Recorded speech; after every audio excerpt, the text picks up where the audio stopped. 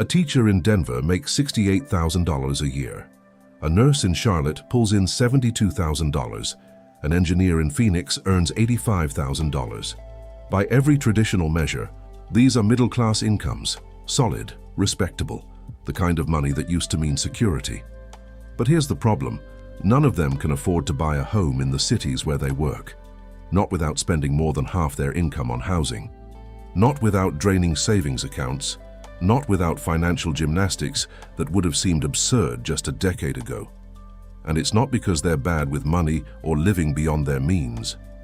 It's because something fundamental has broken in the American middle-class equation. The numbers tell a story that most people still haven't fully grasped. In 99 of the 100 largest metro areas in the United States, a household earning the median income cannot afford a median-priced home. Let that sink in for a second. The average family making the average income cannot buy the average house. That's not an affordability crisis.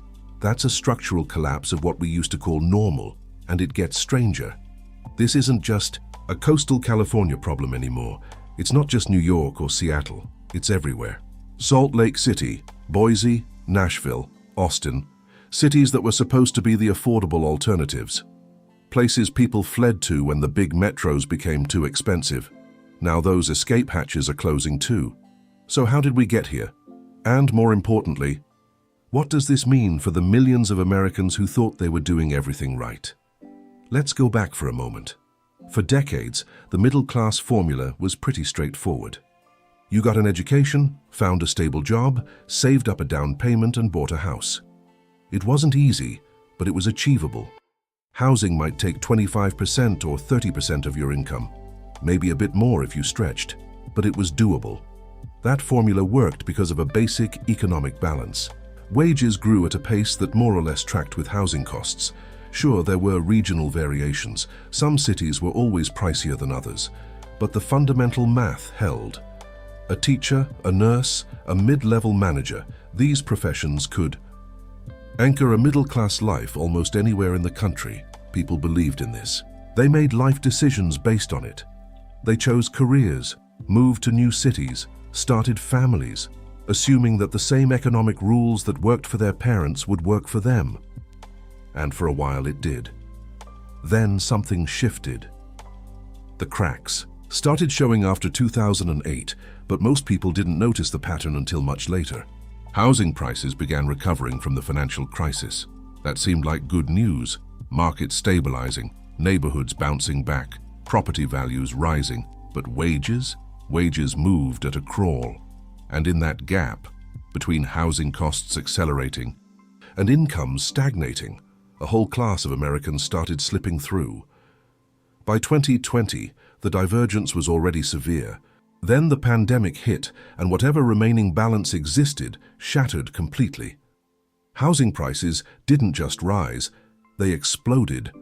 In many markets, home values jumped 30%, 40%, even 50% in just 2 years. Meanwhile, inflation ate into real wages. Even people who got raises found themselves with less purchasing power than before. Now we're in 2026, and the reality is stark. A household earning $75,000, solidly middle class, would need to spend 42% of their gross income just to afford the median home price in the average American metro area.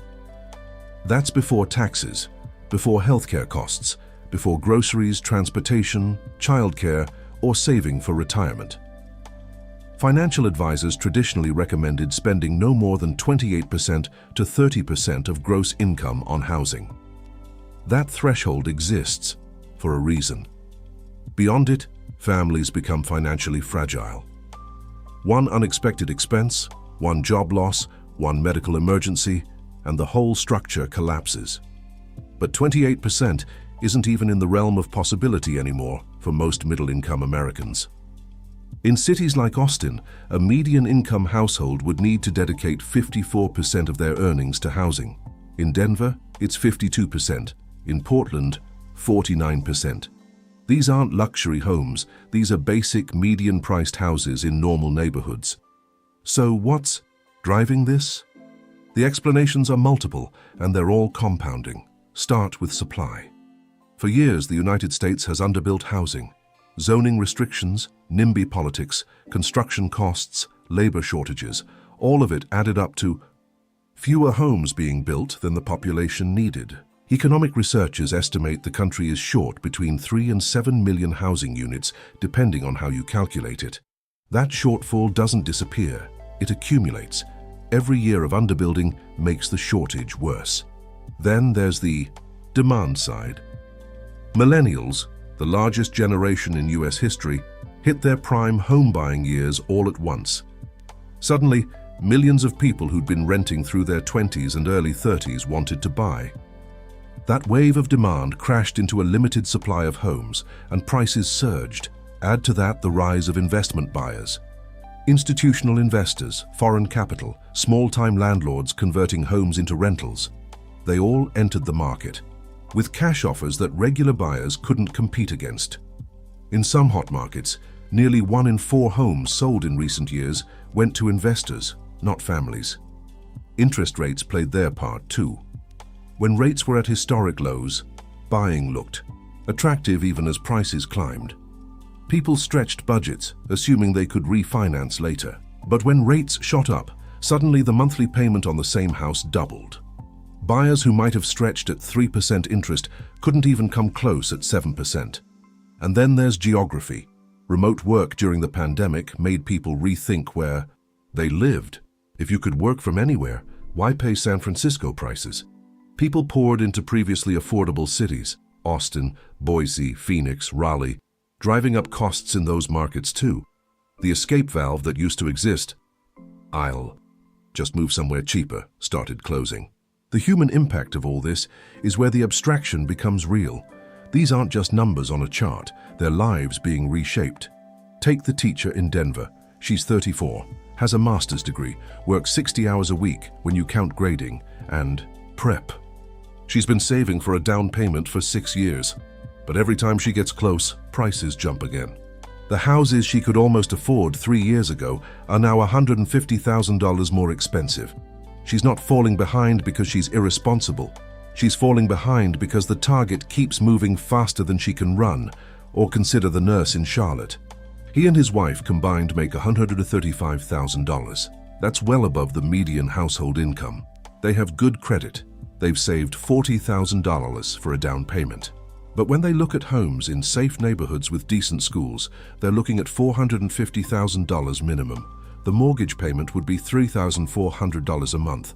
Add in property taxes, insurance, maintenance, and they're over $4,000. That's nearly 40% of their take-home pay. Their financial advisor told them they can't afford it. So what do? They keep renting. But rent isn't cheap either. They're paying $2,200 a month for a 2-bedroom apartment. That money disappears. No equity, no wealth building. Just watching their friends who bought homes 5 years ago build wealth while they tread water. Then there are the retirees who thought they'd downsize and pocket the difference. They sell their home in Phoenix for $550,000, triple what they even paid for it 20 years ago. Sounds great, right? Except now they're looking for something smaller in a retirement community, and those places start at $400,000. The dream of cashing out and living comfortably on the difference evaporates. The math doesn't work anymore. Zoom out, and the implications get even more concerning. This isn't just about individual families struggling to buy homes. This is about the restructuring of American economic geography and class structure. When middle-income workers can't afford to live near their jobs, cities start malfunctioning. Teachers commute an hour each way. Nurses can't afford to live in the hospital districts they serve. Police officers, firefighters, EMTs, the people who keep cities running, get priced out of the communities they protect. That creates a cascade of problems. Longer commutes mean more traffic, more pollution, more time away from family. It means workers burning out faster. It means cities losing the diversity of income levels that make neighborhoods vibrant and resilient. And it's changing, where people can afford to build lives. The traditional pattern was young people start in expensive cities for career opportunities, then move to more affordable places to raise families. But now, even the affordable places aren't affordable anymore. Boise used to be a haven for Californians seeking cheaper housing. Now the median home price in Boise is over $500,000. Salt Lake City, once known for affordability, has seen prices more than double in 6 years. There's a wealth transfer happening too, and it's largely generational. People who bought homes before 2012 have seen massive equity gains. Those who didn't, mainly younger generations, are locked out. The gap isn't just growing, it's becoming a chasm. Home ownership has always been the primary wealth-building tool for middle-class Americans. When that tool becomes inaccessible, you're not just blocking individuals. You're reshaping the entire class structure. Research from the Brookings Institution found that in community after community, from rural areas to suburbs to city centers, the middle class is feeling the squeeze. It's not that poverty has increased everywhere. It's that the cost of maintaining a middle-class lifestyle, home ownership, good schools, healthcare, retirement savings, has become unattainable on middle-class incomes.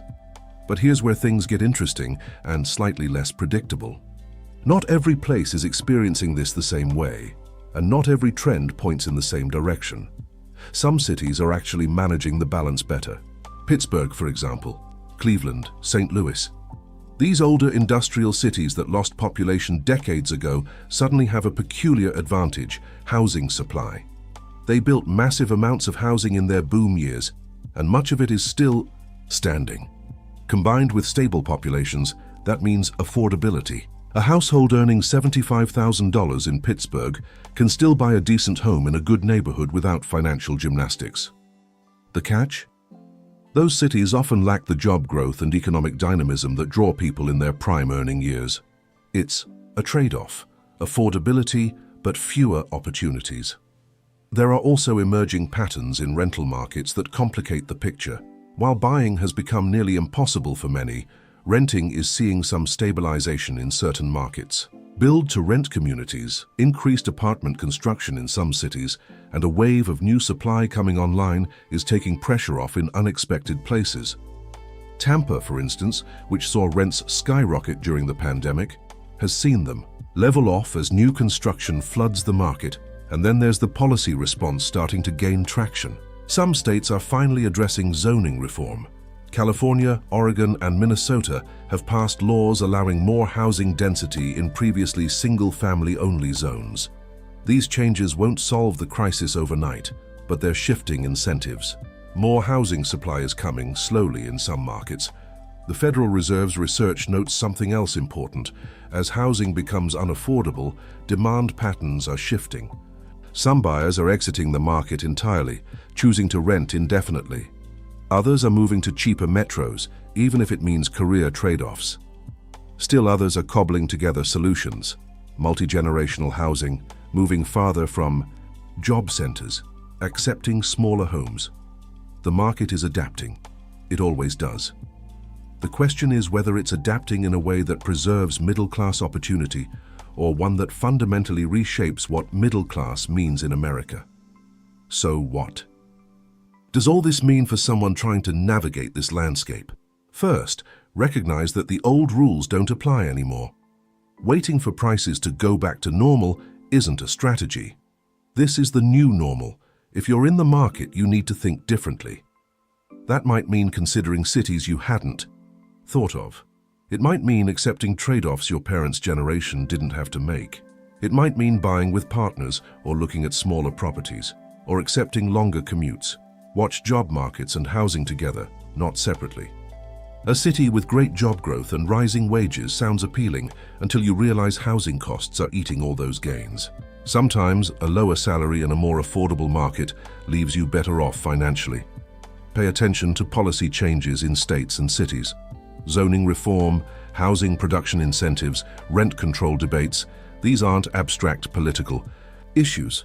They directly impact whether you'll be able to afford to stay in a place or if you'll get priced out. Keep an eye on demographic shifts. As millennials age and Gen Z enters prime home buying years, demand patterns will shift. Cities that prepared by building housing will be positioned differently than those that didn't. And understand that this isn't just a coastal elite problem anymore. It's not confined to California and New York. It's in Texas. It's in Idaho. It's in North Carolina. If you're middle class anywhere in America, this affects you or someone in your family. The American middle class has always been defined by a certain set of expectations: stability, home ownership, the ability to build wealth slowly and pass it on. A life where hard work and education translated into security. That compact is fracturing. Not everywhere, not all at once, but faster than most people realize. The teacher who can't afford a house in the district where she teaches. The nurse whose paycheck says middle class, but whose housing options say otherwise. The retiree who thought downsizing would bring financial comfort, but instead finds the same price squeeze in every direction. These aren't outliers anymore. They're becoming the norm, and the ripple effects are only beginning to show themselves. When entire professions get priced out of the communities they serve, something breaks in the social fabric. When the math of middle-class life stops working, people adjust. They delay starting families. They accept financial fragility as normal. They redefine what success looks like, not because they want to, but because they have to. The question isn't whether the middle class will survive this. People are adaptable. They'll find ways forward. The question is what kind of middle class emerges on the other side, and whether it still resembles the one that defined American life for generations. One thing is certain: the flaw that used to exist under middle-class Americans, the assumption that stability was achievable with a good job and reasonable planning, is no longer solid. And millions of people are discovering that in real time, one unaffordable house listing at a time.